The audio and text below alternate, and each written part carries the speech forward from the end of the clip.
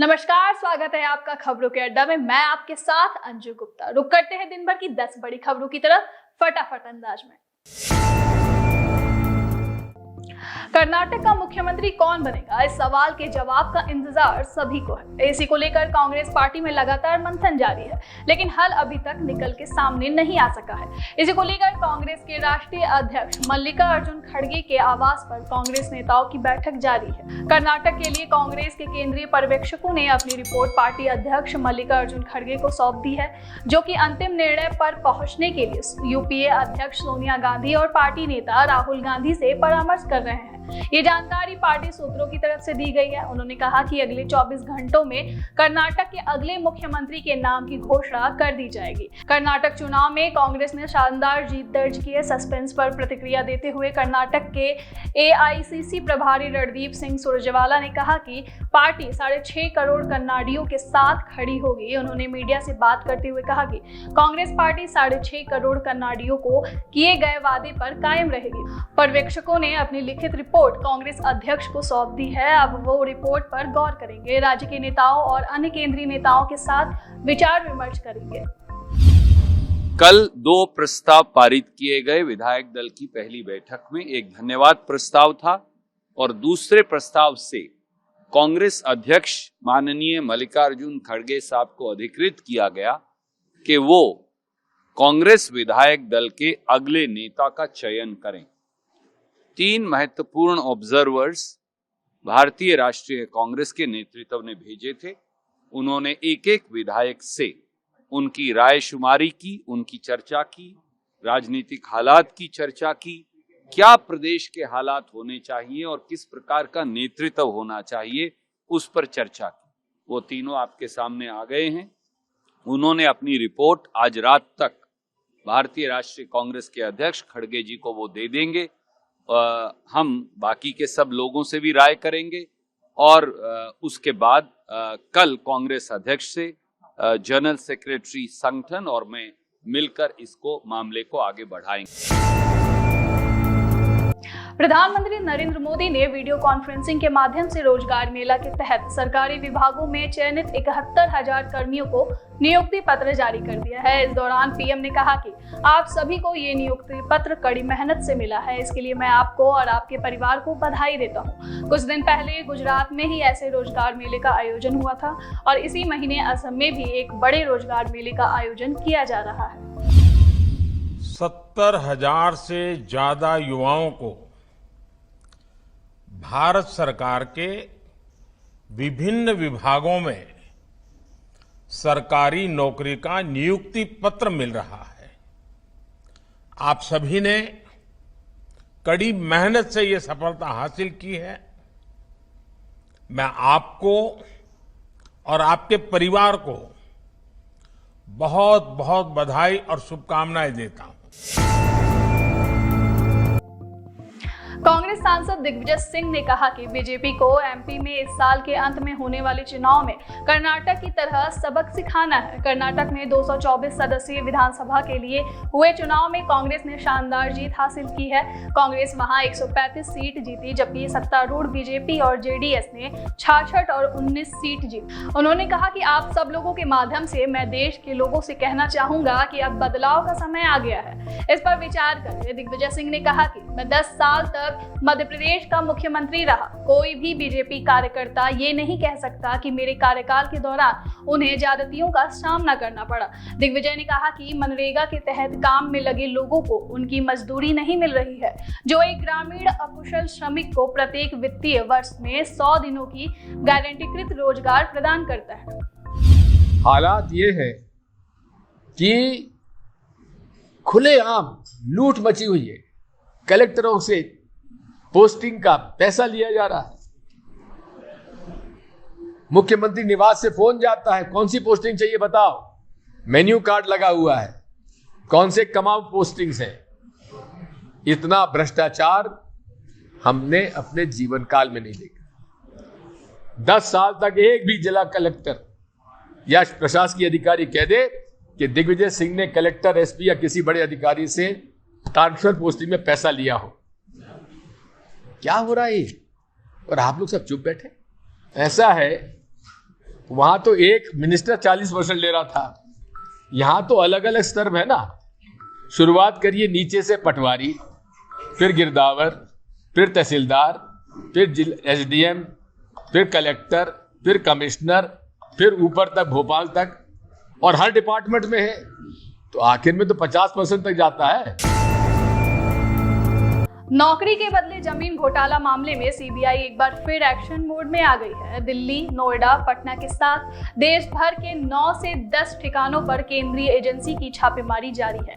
इसी कड़ी में आरजेडी विधायक किरण देवी के आवास पर भी तलाशी की जा रही है। नौकरी के बदले जमीन मामले में आरजेडी सुप्रीमो लालू प्रसाद की मुश्किलें एक बार फिर बढ़ती हुई नजर आ रही है। पटना में सरकारी आवास के साथ भोजपुर में विधायक और उनके पति अरुण यादव के ठिकानों पर सीबीआई की टीम तलाशी रही है। वहीं भोजपुर जिले के गढ़हनी थाना क्षेत्र के अंतर्गत अगीगांव स्थित विधायक के आवास पर तलाशी चल रही है। विधि व्यवस्था की समस्या नहीं हो, इसके लिए केंद्रीय सुरक्षा बल के जवानों की छापेमारी के दौरान तैनात किया गया है।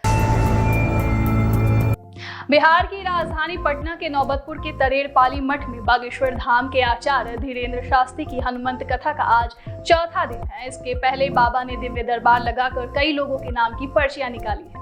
बिहार में बागेश्वर बाबा के दरबार को लेकर राजनीति भी खूब हो रही है। इसी बीच बागेश्वर धाम सरकार के ट्विटर हैंडल से किए गए एक पोस्ट में कहा गया कि बाबा ने बिहार में गर्दा उड़ाकर रख दिया है। जितनी भीड़ मुख्यमंत्री या नेताओं के पैसे देकर बस बुक करने पर भी नहीं आती, उससे दोगुनी भीड़ तो बाबा को देखने के लिए पागल हुई है। कार्यक्रम के तीसरे दिन आचार्य धीरेन्द्र शास्त्री ने सितंबर में बिहार आने की घोषणा की है। उन्होंने कहा कि वो गया में 29 सितंबर को दरबार लगाएंगे। साथ ही कहा कि हिंदू राष्ट्र की ज्वाला बिहार में फिर से जलेगी। आज विदेश में भी लोग सीताराम कहते हैं, एक दिन भारत में भी सभी लोग सीताराम कहेंगे। बिहार में बाबा की फैन फॉलोइंग तेजी से बढ़ रही है। मध्य प्रदेश और महाराष्ट्र के बाद अब बिहार में उनके भक्त बढ़े हैं। 22 जून 2023 को प्रधानमंत्री नरेंद्र मोदी की संयुक्त राष्ट्र अमेरिका की आधिकारिक यात्रा पर अमेरिकी प्रधान उप प्रवक्ता वेदांत पटेल ने प्रतिक्रिया दी है। उन्होंने कहा कि भारत के साथ हमारी साझेदारी हमारे सबसे परिणामी संबंधों में से एक है और हम कई महत्वपूर्ण प्राथमिकताओं पर भारत के साथ घनिष्ठ हैं। राजकीय यात्रा इनमें से कुछ साझेदारियों को गहरा करने का एक अवसर है। Sure. So first, I have no doubt that the State Department and, of course, Secretary Blinken will be critically involved in the upcoming state visit for Prime Minister Modi. I'm not going to get ahead of the White House or get ahead of the state visit, but I will just say, Lalit, and this is no surprise to you, the State Department's viewpoint is that our partnership with India is one of our most consequential relationships, and we work closely with India on a number of vital priorities.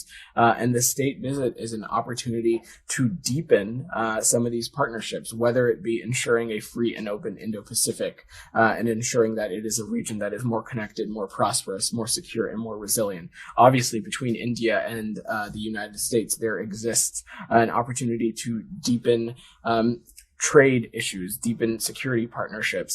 There's an opportunity to address some shared global challenges like global health and addressing the climate crisis. So again, I'm not going to get ahead of the state visit, but we very much look forward to hosting the Indian government. America ने एक बार फिर धार्मिक हिंसा को लेकर भारत को निशाना बनाने की कोशिश की है। अमेरिकी विदेश विभाग के धार्मिक स्वतंत्रता पर अपनी सालाना रिपोर्ट जारी की है। साल 2022 को लेकर जारी इस रिपोर्ट में भारत में मुसलमानों और ईसाइयों समेत धार्मिक अल्पसंख्यकों पर हमले की बात कही गई है। इस रिपोर्ट पर एक वरिष्ठ अमेरिकी अधिकारी ने कहा कि अमेरिका चाहता है कि भारत लगातार हो रही धार्मिक हिंसा की निंदा करे। अमेरिकी अधिकारी का बयान ऐसे समय में आया जब अगले महीने ही प्रधानमंत्री नरेंद्र मोदी अमेरिका की यात्रा पर जाने वाले हैं। पाकिस्तान के पश्चिमोत्तर क्षेत्र में एक कोयला खदान के परिसीमन को लेकर दो गुटों के बीच खूनी झड़प हुई। इसमें कम से कम 16 लोगों की मौत हो गई है। इस घटना की जानकारी पुलिस ने दी। उन्होंने बताया कि घटना पेशावर से करीब 35 किलोमीटर दूर कोहाट जिले के डेरा आदमखेक इलाके में हुई। डेरा आदमखेक इलाके में सनीखेल और जरघुन खेल जनजातियों के बीच खदान के परिसीमन को लेकर खूनी झड़प हुई। हमले में मारे गए और घायल लोगों को अस्पताल भेजा गया, जहां घायलों का इलाज किया गया और मारे गए लोगों का पोस्टमार्टम। हालांकि पुलिस का कहना है कि घायलों की सही संख्या का तत्काल पता नहीं चल सका है, लेकिन दोनों ओर से हुई गोलीबारी में काफी लोग हताहत हुए। विदेश मंत्री एस जयशंकर इन दिनों स्वीडन के दौरे पर थे। वे यहां दूसरे EU Indo Pacific ministerial forum में हिस्सा लेने पहुंचे थे। उन्होंने France, Australia, Belgium, Bulgaria, Cyprus, Latvia, Lithuania और रोमानिया के विदेश मंत्रियों से मुलाकात की। एस जयशंकर के मुताबिक भारतीय कम्युनिटी के साथ बातचीत में उन्होंने बदलते भारत की झलक देखी।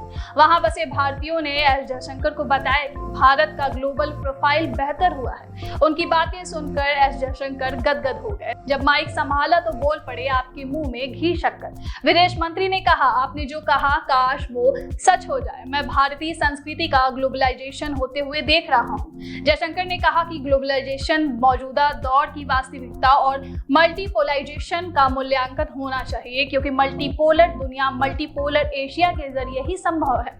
जयशंकर ने कहा कि दूर दराज के क्षेत्र और देश दुनिया में कहीं भी होने वाली महत्वपूर्ण घटनाओं से अछूते नहीं रह सकते, न ही हम उन्हें अपनी सुविधा के अनुसार चुन सकते हैं। अभिनेता अमिताभ बच्चन और अनुष्का शर्मा को बिना हेलमेट के बाइक की सवारी करना भारी पड़ा है। सोशल मीडिया यूजर्स की शिकायतों के मिलने के बाद मुंबई पुलिस ने उनके खिलाफ कार्रवाई शुरू कर दी है। दोनों को हाल ही में बिना हेलमेट के अलग अलग बाइक की सवारी करते देखा गया था। अमिताभ ने अपने काम के स्थान पर पहुंचने के लिए एक प्रशंसक से लिफ्ट ली थी, जबकि सड़क पर जाम के बाद शूटिंग की जगह से जल्दी आने के लिए अनुष्का शर्मा अपने बॉडीगार्ड के साथ बाइक पर बैठी थी। दोनों ही स्थितियों में न तो अमिताभ बच्चन और अनुष्का ने हेलमेट पहन रखा था और न ही बाइक चलाने वाले ने। बता दें कि बच्चन इन दिनों फिल्म सेक्शन 84 की शूटिंग में मसरूफ है। इस फिल्म का निर्देशन रिभु दास गुप्ता कर रहे हैं। दूसरी तरफ अनुष्का इस साल के अंत में चकदा एक्सप्रेस के साथ फिल्म में वापसी करने के लिए पूरी तरह तैयार है। प्रोसित राय द्वारा निर्देशित ये बायोपिक क्रिकेटर झूलन गोस्वामी पर आधारित है। तो ये थी दिन भर की 10 बड़ी खबरें। अगर आप हमें फेसबुक पर देख रहे हैं तो हमारे फेसबुक पेज को लाइक करें। अगर आप हमें यूट्यूब पर देख रहे हैं तो हमारे यूट्यूब चैनल को लाइक और सब्सक्राइब जरूर करें।